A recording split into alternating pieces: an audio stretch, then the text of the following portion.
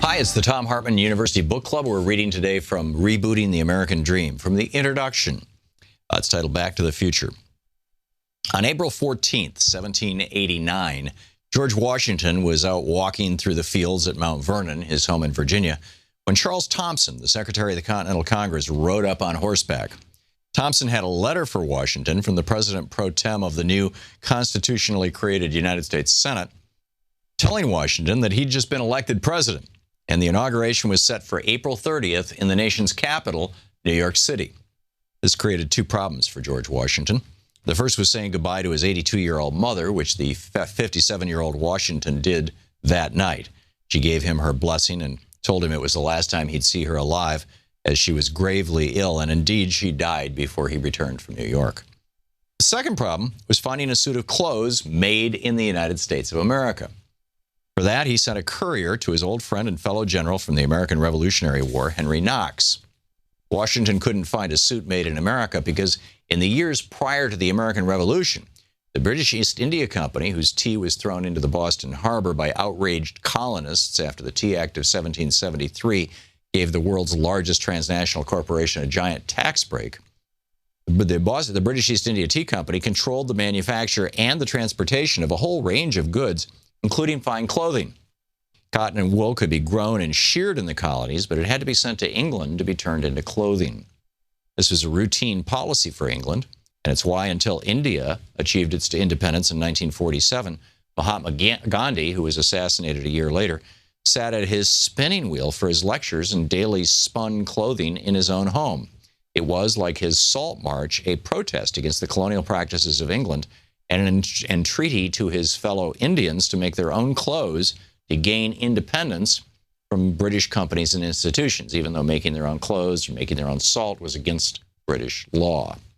Fortunately for George Washington, an American clothing company had been established on April 28, 1783 in Hartford, Connecticut, by a man named Daniel Hinsdale. And it produced high-quality woolen and cotton clothing, as well as items made from imported silk. It was to Hinsdale's company that Knox turned, and he helped Washington get, in time for his inauguration 2 weeks later, a nice but not excessively elegant brown American-made suit. He wore British black later for the celebration and the most famous painting, but he was sworn in wearing an American-made suit. When Washington became president in 1789, most of America's personal and industrial products of any significance were manufactured in England or in other British colonies. Washington asked his Treasury Secretary, Alexander Hamilton, what could be done about that, and Hamilton came up with an 11-point plan to foster American manufacturing, which he presented to Congress in 1791. By 1793, most of its points had either been made into law by Congress or formulated into policy by either President Washington or the various states, which put our country on a path of developing its industrial base and generating the largest source of federal revenue for more than 100 years. Those strategic proposals built the greatest industrial powerhouse the world had ever seen. And after more than 200 successful years, Alexander Hamilton's program was only abandoned during the administrations of Ronald Reagan, George H.W. Bush, and Bill Clinton, and remained abandoned to this day. Modern-day China, however, implemented most of Hamilton's plan just in the 1990s, and has brought about a remarkable transformation of its nation in a single generation. Hamilton's 11-point plan for American manufacturers is a primary inspiration for this book. It was part of a larger work titled Alexander Hamilton's Report on the Subject of Manufactures, made in his capacity as Secretary of the Treasury. It's the official title. And then I list Hamilton's 11-point plan for American manufacturers.